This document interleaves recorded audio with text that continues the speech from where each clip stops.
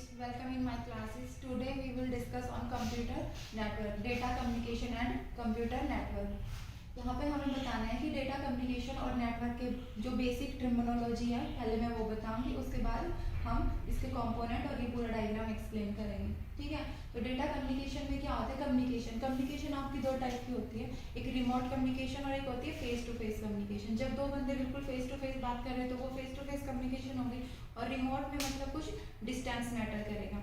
ठीक है, तो यहाँ पर हम पीपल्स की कम्युनिकेशन की बात नहीं कर रहे हैं, नेचुरल कम्युनिकेशन की बात नहीं कर रहे। आज हम बात करेंगे किसकी?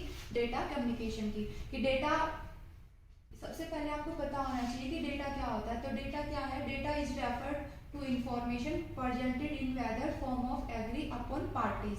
इसमें क्या होता है कि डेटा जो आपका है ना, वो किसी भी फॉर्म में हो सकता है और उसके ऊपर दोनों पार्टियां जो भी आप कम्युनिकेशन करना चाहती है वो एग्री करेंगे। ठीक है, और उसके डेटा के थ्रू हम क्या करेंगे? अपनी इंफॉर्मेशन को रिप्रेजेंट करेंगे। ठीक है, तो यहाँ पर अब ये जो डेटा कम्युनिकेशन है इसमें क्या होगा? एक्सचेंज करना हमें data between two device via some medium. हम दो डिवाइस है हमारे पास, एक ए है और ये दूसरा बी है। अब हमें क्या करना है? इनके बीच में डेटा कम्युनिकेशन करवाना है। तो क्या करेंगे? डेटा को ट्रांसफर करेंगे, और डेटा को क्या बोला जाएगा यहाँ पे? मैसेज। ठीक है, तो जब भी हम डेटा को ट्रांसफर करते हैं तो डेटा की फॉर्म हमें पता होनी चाहिए कि हमारा डेटा किस किस फॉर्म में हो सकता है। तो डेटा हमारा डेटा रिप्रेजेंटेशन क्या क्या हो सकती है आपकी? डेटा टेक्स्ट की फॉर्म में हो सकता है, इमेज हो सकती है, ऑडियो हो सकता है और वीडियो। टेक्स्ट की फॉर्म में जैसे एसकाई कोड वगैरह, टेक्स्ट में आपके क्या आएंगे? ए से लेके ए टू जेड और 0 to 9। इसमें टेक्स्ट में आपके नंबर्स और कैरेक्टर्स दोनों चीजें इंक्लूड होंगी। इमेज आपको पता है ये पिक्चर होती है, और ऑडियो मतलब कि आपका साउंड होगा, और वीडियो में क्या होगा? इमेज प्लस साउंड, तो क्या बन जाएगी आपकी? वीडियो। तो इस फॉर्म में हम अपने डेटा को रिप्रेजेंट कर सकते हैं। ठीक है, तो जब भी हम कम्युनिकेशन कर रहे हैं तो हमारे पास क्या क्या होना चाहिए? डेटा कम्युनिकेशन के कंपोनेंट क्या क्या होंगे? तो मोस्ट इंपॉर्टेंट है ये डायग्राम। ठीक है, तो यहाँ पर क्या होगा? फर्स्ट एक सेंडर है। ठीक है, सेंडर क्या करेगा? डेटा सेंड करना चाहता है, और जो रिसीव करेगा वो क्या है? रिसीवर है। ठीक है, तो अब सेंडर को रिसीवर तक अपना मैसेज पहुंचाना है। तो सबसे पहले हमारे पास क्या होना चाहिए? कोई मैसेज होना चाहिए। ठीक है, उस मैसेज को हम यहाँ पर जब, और ये क्या है आपका? Transmission medium. तो यहाँ से डेटा को सेंड किया जाएगा मैसेज को। तो यहाँ पर आप इनकोडिंग भी कर सकते हो उसकी, और यहाँ पर क्या होगी आपकी? डिकोडिंग। तो डेटा को हम इनकोड करके सेंड करेंगे। अभी ट्रांसमिशन मीडियम में जब जाएगा तो हो सकता है कि यहाँ पे कोई और उसको इंटरप्ट कर दे या मॉडिफाई कर दे या चेक कर दे, मतलब वो हैक भी हो सकता है। तो उस चीज से बचने के लिए हम क्या करेंगे? सिक्योरिटी पर्पज से हम डेटा को या मैसेज को एज इट इज फॉर्म में नहीं करेंगे, उसका कुछ मीनिंग चेंज करके हम उसे सेंड करेंगे। और रिसीवर के पास क्या होगी? की होगी, जिसको डिकोड, मतलब कि इसने जो इनकोडिंग की है उसको वो क्या कर सके? डिकोडिंग कर सके। तो उसे वो क्या मिलेगा? ओरिजिनल मैसेज मिल जाएगा जो कि सेंडर उसे सेंड करना चाहता था। अब सपोज करो कि यहाँ पे कोई थर्ड पार्टी है और वो क्या कर रहा है? उसका काम यही है कि जैसे ये इसको मैसेज भेजे ये बीच में से उसको उठा लेगा। ठीक है, तो यहाँ पर जब वो उठाएगा तो इनकोड किया हुआ है तो उसको ओरिजिनल मैसेज नहीं मिलेगा, वो उसका कुछ और मतलब निकाल सकता है। अगर सेम उसी फॉर्म में भेज दिया तो किसी और को भी पता चल जाएगा। और हमारी डेटा कम्युनिकेशन बेस्ट कब होती है? कि उसकी कैरेक्टरिस्टिक्स क्या होनी चाहिए कि जो भी डेटा कम्युनिकेशन हो रही है कि हम उसे बोलें कि वो एक हेल्दी कम्युनिकेशन थी या फिर वो गुड थी। तो उसके लिए आपको ये कैरेक्टरिस्टिक्स होनी चाहिए। नंबर 1 है आपकी डिलीवरी। डिलीवरी मतलब कि जब ए कोई भी मैसेज भेज रहा है तो वो जिसके पास भेजा गया उसी को मिले। ऐसा नहीं है कि वो ए को भेजना चाह रहा है और मैसेज बी को मिल रहा है। ठीक है, तो डिलीवरी उसकी सेम होनी चाहिए, जिसके पास गया, बाकी उसके अलावा कोई भी नहीं देख सकता उस मैसेज को। देखो, कुछ पर्सनल किसी बंदे को कोई बात बोली गई है तो क्या अगर वो सबको मिल जाए तो वो पब्लिकली ब्रॉडकास्ट टाइप हो जाएगी। तो इस चीज का हमें ध्यान रखना है। अगर ये चीज फॉलो हो रही है तो आपकी कम्युनिकेशन क्या है? गुड है। दूसरा पॉइंट आता है आपका एक्यूरेसी। एक्यूरेसी का मतलब जो भेजा गया है, मान लो कि इसने 1011 इस फॉर्म में कोई डेटा भेजा और यहाँ पर कुछ भी हो सकता है।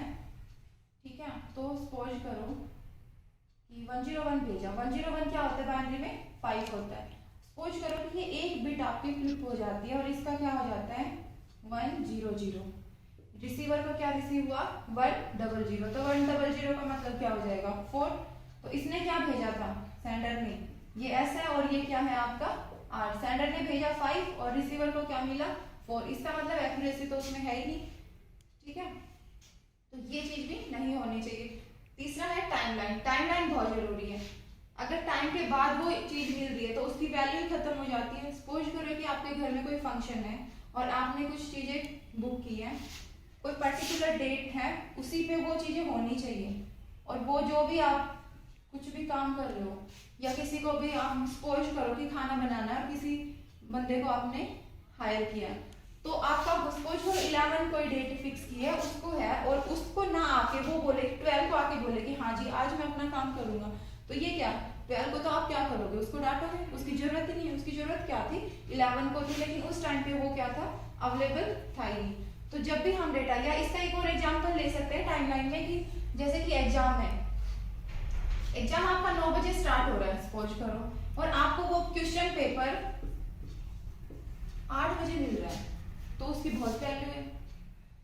अगर वही 12 बजे के बाद आपको मिला तो उसकी कोई वैल्यू नहीं, आप फिर तो आपके पास एग्जाम है, आप उसको खुद फेंक दोगे। ऐसे ही इसका एक और एग्जाम्पल हो सकता है कि न्यूज़पेपर उस दिन उसकी वैल्यू है, अगले दिन क्या होता है वो रद्दी में बिकता है। तो ये टाइमलाइन बहुत जरूरी है कि जब भी कम्युनिकेशन की वो उसी टाइम पे डिलीवर होनी चाहिए। चौथा पॉइंट आता है इसमें जीटर।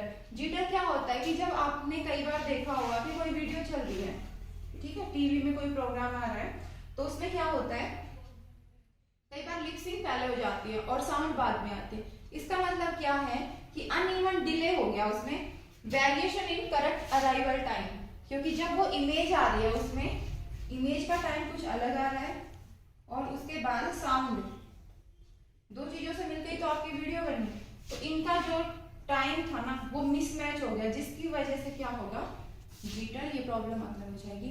तो जब भी आप डेटा कम्युनिकेशन कर रहे हो तो ये जीटर नहीं होना चाहिए।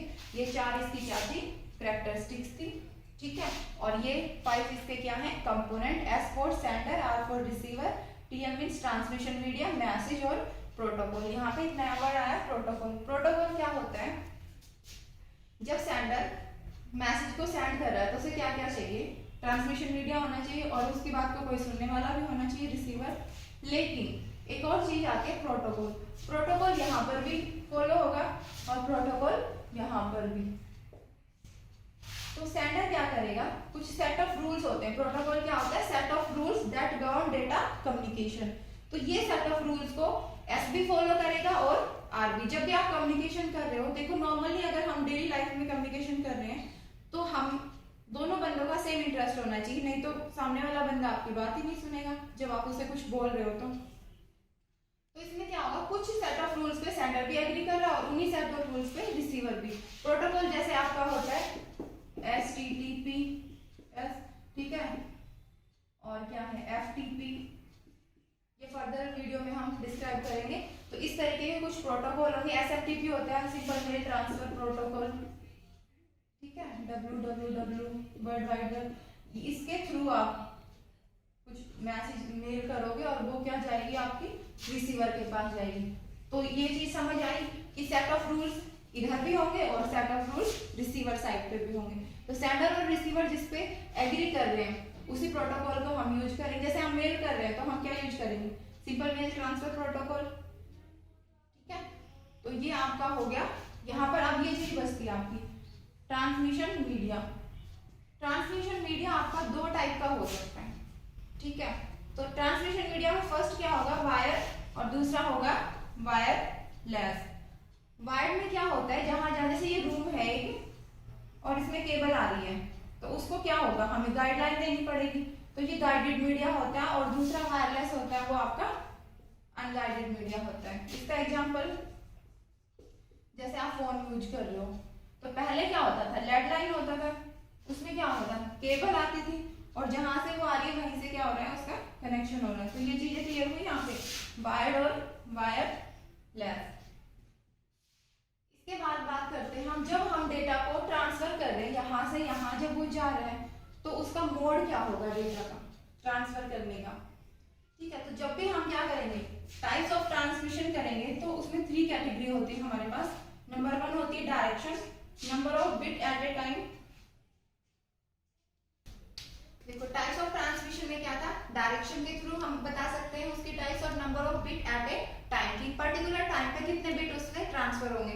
ठीक है, थर्ड पॉइंट आता है आपका सिंक्रोनाइजेशन बिट, सिंक्रोनाइजेशन के थ्रू हम उसको कैटेगराइज कर सकते हैं। ठीक है, इससे पहले आपको पता होना चाहिए नेटवर्क मैंने बताया था कि दो या दो से ज्यादा रिसोर्स को जब आप कनेक्ट कर रहे हो और वो अपने रिसोर्स को नेटवर्क कंप्यूटर को कनेक्ट कर रहे हो और वो रिसोर्स की शेयरिंग कर रहे हैं तो वो क्या हो जाएगा आपका नेटवर्क। सपोज करो यहाँ पे दो आपके क्या है कंप्यूटर, ठीक है, नेटवर्क में हम कंप्यूटर को क्या बोलेंगे नोड, नोड ए और ये क्या है आपका नोड बी।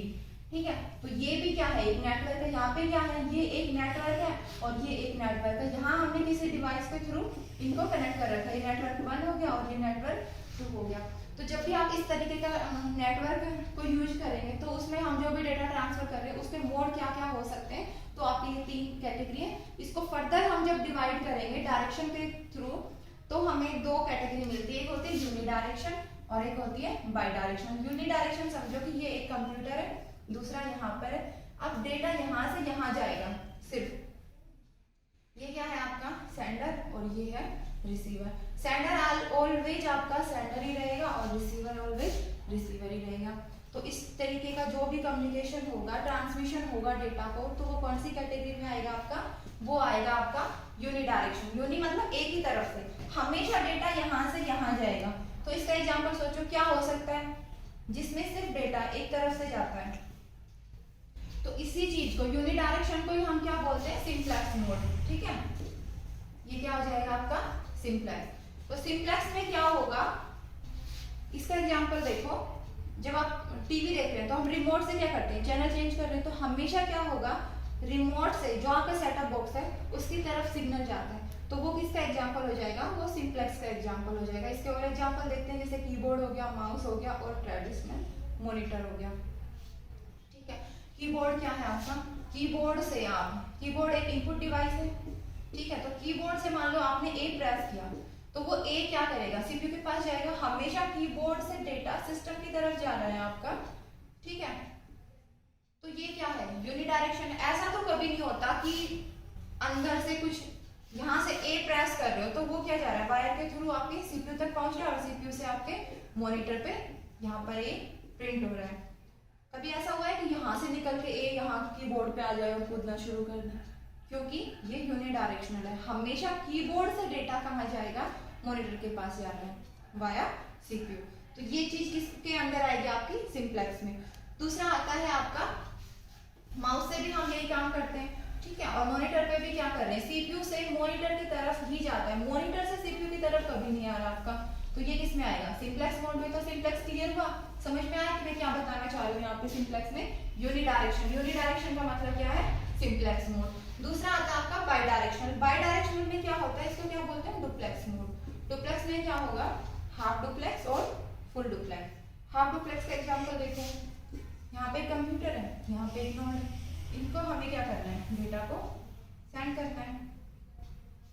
तो डेटा कैसे जाएगा इसमें, सपोज करो कि ये आपका क्या है सेंडर है और ये क्या है रिसीवर। यहाँ से यहाँ डेटा ट्रांसफर करना है तो यहाँ से यहाँ भी जा सकता है और यहाँ से यहाँ भी आ सकते हैं। क्यों, क्योंकि ये बाई डायरेक्शनल है। लेकिन यहाँ पे क्या चीज है जो मेन आपको ध्यान रखनी है, वो है वन टाइम पे एट ए टाइम आपका एक ही चीज होगी, या तो ये सेंडर डेटा को सेंड कर रहा होगा या फिर उसी टाइम में नेक्स्ट टाइम ये क्या कर सकता है रिसीव कर सकता है। तो ये किस में आएगा, जब एक ही टाइम पे एक ही काम होगा, या तो ये रिसीव करेगा या तो फिर ये सेंड करेगा, दोनों काम एक साथ नहीं होंगे। इस तरीके का अगर आपका ट्रांसमिशन होता है तो उसको क्या बोलेंगे हम हाफ डुप्लेक्स। मतलब मेन पॉइंट क्या है यहाँ पे डिफरेंट टाइम होगा, सेंड और रिसीव सेम टाइम पे नहीं होगा। फॉर एग्जाम्पल मेट्रो में या फिर देखा होगा आपने जो पुलिस वाले जो फोर्स में जो होते हैं उनके पास क्या होता है वॉकी टॉकी होता है, जब फर्स्ट वाला बंदा ओवर बोल देता है तभी नेक्स्ट वाला बोलना शुरू करेगा। तो ये वॉकी टॉकी किसका एग्जांपल है हाफ डुप्लेक्स का। और हाफ डुप्लेक्स किस में आता है डुप्लेक्स में। डुप्लेक्स क्या है बाई डायरेक्शनल, लेकिन सेम टाइम पे डेटा ट्रांसफर नहीं होगा। उसके बाद आता है आपका फुल डुप्लेक्स। फुल डुप्लेक्स में क्या होगा वही सेम डेटा को सेंड, मतलब सेंडर यहाँ पर रिसीवर भी बन सकता है और सेंडर भी रह सकता है, लेकिन सेम टाइम पे दोनों काम होंगे यहाँ पर, ये डेटा को सेंड भी कर रहा है और रिसीव भी कर रहा है। इसका एग्जांपल क्या है, मोबाइल, टेलीफोन इसका एग्जांपल है। उसमें क्या होता है, एक बंदा सामने से बोल रहा है, सामने वाले ने अपनी बात खत्म की नहीं और हम भी बोलना शुरू कर देते, दोनों बंदे कई बार क्या एक साथ बोल रहे हैं, तो वहां पे डेटा रिसीव भी हो रहा है और ट्रांसफर भी हो रहा है। तो ये किसका एग्जांपल आएगा, आपका फुल डुप्लेक्स का। मतलब सेम टाइम पे दोनों काम होंगे। काम कौन कौन से, यहाँ पे डेटा को सेंड करना और रिसीव करना, ठीक है। तो ये हो गया आपका डुप्लेक्स। उसके बाद आता है number of bit at a time. अगर हम बिट के बारे में बात करें तो उसके बेस पे हम फर्दर दो कैटेगरी में बांटते हैं। फर्स्ट है आपका सीरियल और सेकंड क्या है, पैरेलल। तो सीरियल का एग्जांपल क्या होगा, वही सेम सेंडर है और रिसीवर है, तो आपको क्या करना है, डेटा को सेंड करना है। तो सीरियल ट्रांसमिशन में क्या होगा, यहाँ से सिंगल लाइन होगी, ये एस और ये आर, तो यहां से डेटा ट्रांसफर हो रहा है, तो ये क्या होगा, सीरियल। और सेम अगर हम पैरेलल बात करें, मान लो हमें 1 बिट ट्रांसफर करनी है और यहाँ पे हमें 1 1 1, तो हम क्या करेंगे, जितने नंबर ऑफ बिट है उतनी ही लाइनें। तो ये किसका है, ये सीरियल और ये क्या है, पैरेलल। तो इसमें क्या होगा कि देखो जब डेटा नंबर ऑफ बिट कितनी थे 3, यहाँ पे 0 है, 4 बिट है और 4 के 4 बिट आपको ट्रांसफर करनी है, तो 4 ही लाइन है, तो क्या होगा, 4 के 4 एक ही बार में चली जाएंगी। तो इससे क्या होगा, आपका स्पीड जो है वो फास्ट होगी। इसमें क्या है, मान लो आपको 1 0 1 1 सेंड करना है, तो पहले ये वाली बिट जाएगी, फिर नेक्स्ट, फिर नेक्स्ट और फिर नेक्स्ट। तो इसमें क्या होगा, एक ही लाइन है, तो क्या है, इसमें ज्यादा टाइम लग रहा है। तो यहाँ पर देखो स्पीड सीरियल की स्लो होगी, कॉस्ट भी क्या होगी, कम होगी। लेकिन कहाँ यूज होता है ये सीरियल ट्रांसफर, ये फुल डुप्लेक्स मोड में यूज होगा। क्यों फुल डुप्लेक्स में क्यों बोला, क्योंकि इसी लाइन से हमें सिंगल लाइन से ही डेटा को सेंड करना है और इसी लाइन से क्या करना है, रिसीव, ठीक है। तो और कहाँ यूज होता है serial data transfer, long distance के लिए ये सुटेबल होता है। उसके नेक्स्ट आता है पैरेलल। पैरेलल कहाँ यूज होगा, हाफ डुप्लेक्स में, और ये किस लिए यूज करते हैं, शॉर्ट डिस्टेंस में। जब बहुत शॉर्ट डिस्टेंस में आपको डेटा को ट्रांसफर करना है तो हम क्या यूज करेंगे, इस तरीके से। क्यों, क्योंकि हमें क्या चाहिए, स्पीड को इंक्रीज करना है। तो जब यहाँ पर इतना सारा कनेक्शन हो रहा है तो क्या होगा, कॉस्ट भी आपकी मोस्टली इंक्रीज होगी सीरियल के कंपेरिजन में। तो ये दोनों क्लियर हुए, सीरियल और पैरेलल डेटा ट्रांसमिशन। उसके बाद आता है आपका सिंक्रोनाइजेशन। सिंक्रोनाइजेशन में भी हम इसको 2 कैटेगरी में डिवाइड करेंगे। इसमें होता है सिंक्रोनस और एसिंक्रोनस। सिंक्रोनस में क्या होता है, टाइम डिपेंड होगा, सेम फ्रीक्वेंसी होगी स्पीड की भी। और एसिंक्रोनस में क्या है, जैसे कीबोर्ड क्या कर रहा है, सीपीयू के पास डेटा को ट्रांसफर करना है, तो कीबोर्ड की स्पीड अलग है और सीपीयू की अलग है। तो इस टाइप का जो भी हो रहा है वो एसिंक्रोनस हो रहा है। उसके बाद हम बात करते हैं नेटवर्क की। तो नेटवर्क में बहुत सारी टाइप होती है, कई बार आपसे डायरेक्ट इसके एब्रिविएशन पूछे जा सकते हैं। तो सबसे पहले आप मतलब सबसे छोटा क्या होता है, पैन होता है। उसके बाद आता है लैन, फिर कैन और फिर मैन और ये वैन। पैन क्या है, personal area network, LAN local area network, CAN क्या होता है, कैंपस एरिया नेटवर्क, और मैन है मेट्रोपॉलिटन एरिया नेटवर्क, और ये है वाइड एरिया नेटवर्क। तो इन सबको हम नेक्स्ट वीडियो में डिस्क्राइब करेंगे। इस टॉपिक में आज के लिए इतना ही। Thank you so much.